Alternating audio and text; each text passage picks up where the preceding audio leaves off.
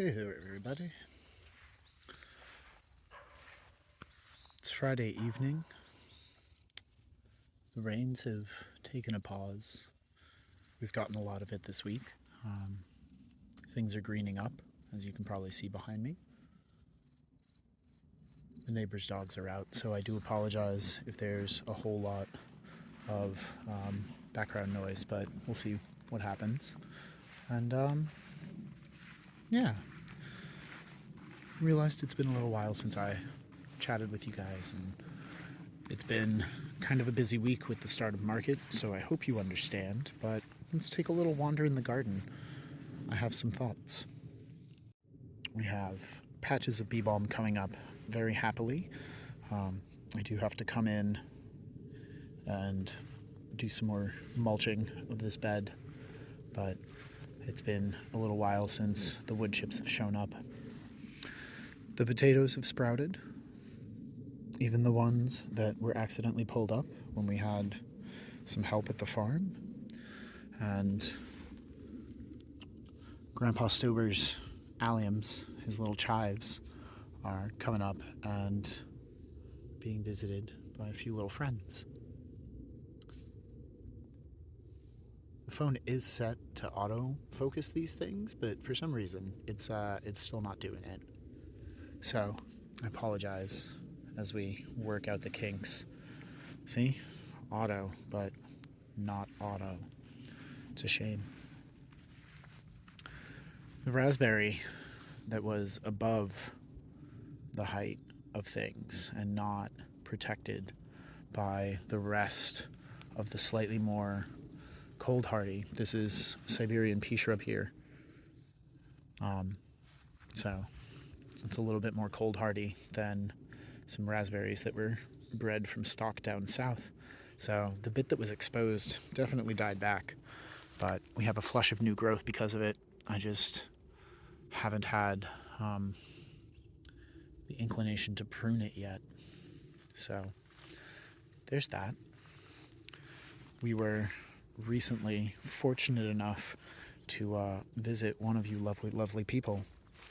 And our visit was incredible, and if I were a proper YouTuber, probably would have recorded the thing. Definitely would have asked, but probably would have recorded it. But I wanted to point out that you are not alone. So during our visit, one of the things that we talked about was service berries. I apologize while I get these things in focus, if I can get them in focus.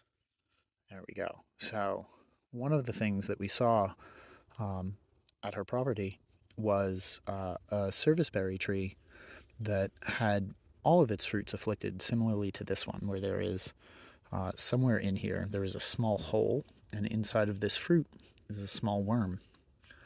Some of ours are also affected.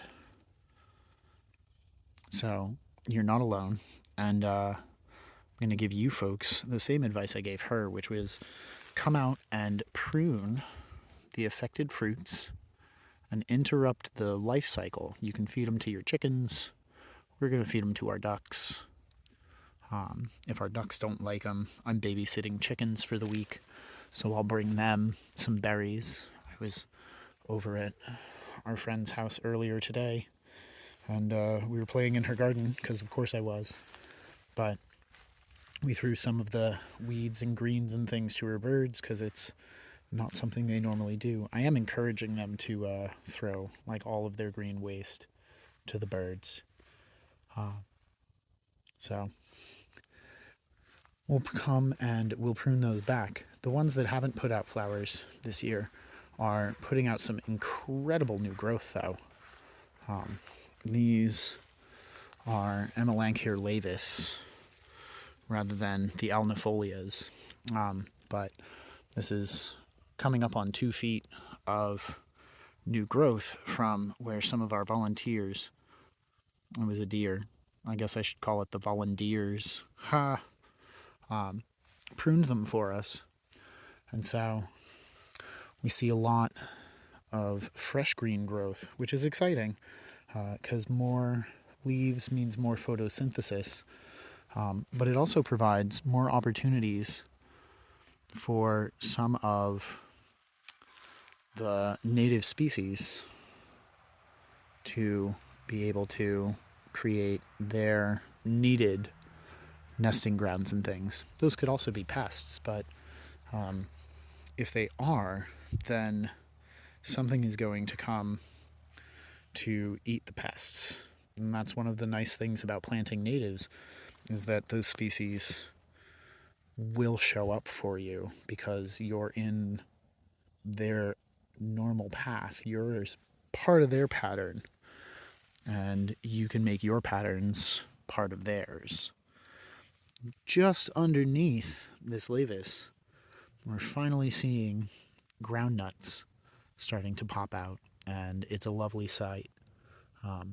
I always forget every year that these are a little slow to show up sometimes, but they're definitely coming along. Likewise, the hazelnut in this bed and the blackberries. And I believe I saw the tiny, tiny whisperings of another ground nut, and that's Apios Americana. It has some really neat flowers to it, and it's a native vining ground cover potential nitrogen fixing tuber, and it's pretty neat. It adds a nice little punch when it's mixed in when I make my special mashed potatoes, which are fantastic. We'll have at least a few mashed potatoes this year. I'm not sure how well they show up, but I've got 1, 2, 3, 4, 5, and then a handful around this side as well of potatoes, and there are some more in the annuals beds over there. But one of the things I'm really thinking about lately is online stuff, interactions like that. An old school, an old dog in a lab coat on the internet. And if that joke doesn't make sense to you, just assume that I am older on the internet than you are. So, I was a digital nomad for a long time. Those of us who were online early, when it first appeared, were constantly bouncing from one message board to another, depending on what aligned with our interests. And I've been a Redditor for 17 years now, which is crazy to think about in the digital age. But look at those Nanking cherries, just surrounded by milkweeds that we're going to let continue to go. And just in front of it is the New Jersey tea, which is putting out a ton of green growth.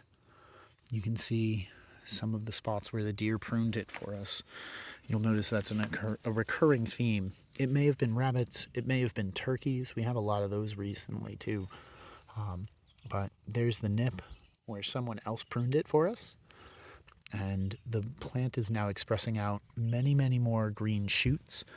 And when I come in to select from these for cuttings potential, we can influence the eventual shape of it and hope that they lignify and get woodier and woodier and turn into something that's really beautiful. But they're also surrounded by a ton of winecap mushrooms. Just an absolute ton of them. We're planning to bring a ton of winecap spawn to market, just as an offering, because our mushroom friend is going to be a rare occurrence. So it's a niche we can fill, and as permaculturists and as savvy business people, we're always looking for another niche to fill. But so, for a while, Reddit filled that niche for us, where we didn't have to hop from message board to message board, and we didn't have to search aimlessly for a tribe of people that we could connect with. Some of you, some of our dearest friends, probably met us on Reddit. Probably got a question answered by us, or noticed that we were just out there trying to be helpful and help people garden and think about their systems more effectively. like this black lace elder, which in a recent interview Q&A session, Sean Dombrowski said was difficult to propagate, and so far I agree with him. We did not have any successes with the cuttings. I don't think the cold really helped us with that, but we are stool layering it, and we'll see what we can split out later in the year. So it's just about learning new things, making new discoveries, and integrating new information. And with the new information coming out from one of our favorite websites that we've been a part of for almost 2 decades, it might be time for us to find a new forum to join. And this isn't to encourage you guys to really boycott or do anything that's not in your wheelhouse or comfort zone. It's just how we're feeling. We'd appreciate any feedback you guys can give. We'll have an honest conversation about why we're doing it. So we're in the process of deciding how we're going to handle that and which communities we're going to try and be a part of. Try and grow, fill spaces, create beauty where we are, just like our gardens, right? So I guess the other thought I'm having is that since I'm an old dog on the internet, I'm probably very influenced by the idea that there is no distinction between online and, quote, IRL, because online stuff, the interactions we make, the friends we make, the connections we form, the bonds, those are all real things. So there's just AFK and back. And I guess part of this is I want to thank you guys for being such a wonderful part of our support network in our community when we're quote unquote back. It's like sticking a whole bunch of plants together in a polyculture with admittedly a little bit more space than I like to see, but you know, display gardens, and this comfrey is going to get cut back soon. You can see how close the flowering is to done on several of the groups and clusters of flowers. There's some just behind that guy that are most of the way done. And so what we'll do is step this guy over soon. And then once we see new shoots, we can harvest again. But yeah, I guess just I'm feeling a little sentimental, and I'm thinking about all of the great friends we've met online over the years, and hoping they're doing well, hoping that we can meet up again. This isn't to say that I'm deleting accounts right now, and we'll absolutely continue sharing with the community that we've been growing together here, because you all are beautiful and wonderful, and I appreciate every one of you. But sometimes you have to cut back growth in one area to really solidify in another. And sometimes you have to stay really true to your core concepts and beliefs. I guess part of it is that it really resonated with one of the founders of Reddit, Schwartz, who was an absolute pioneer of information sharing and the drive to break down the barriers from information sharing, thinking that if you put up a wall between information and the people who need it, then the information is wasted. It's worthless.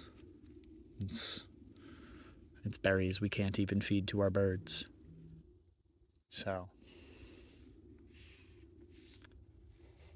yeah. We'll continue sharing in the avenues we find, and we'll absolutely love to see what kind of communities you guys find, should your decision making kind of align with ours. But for now, at least in the short term, we'll still be in the familiar areas,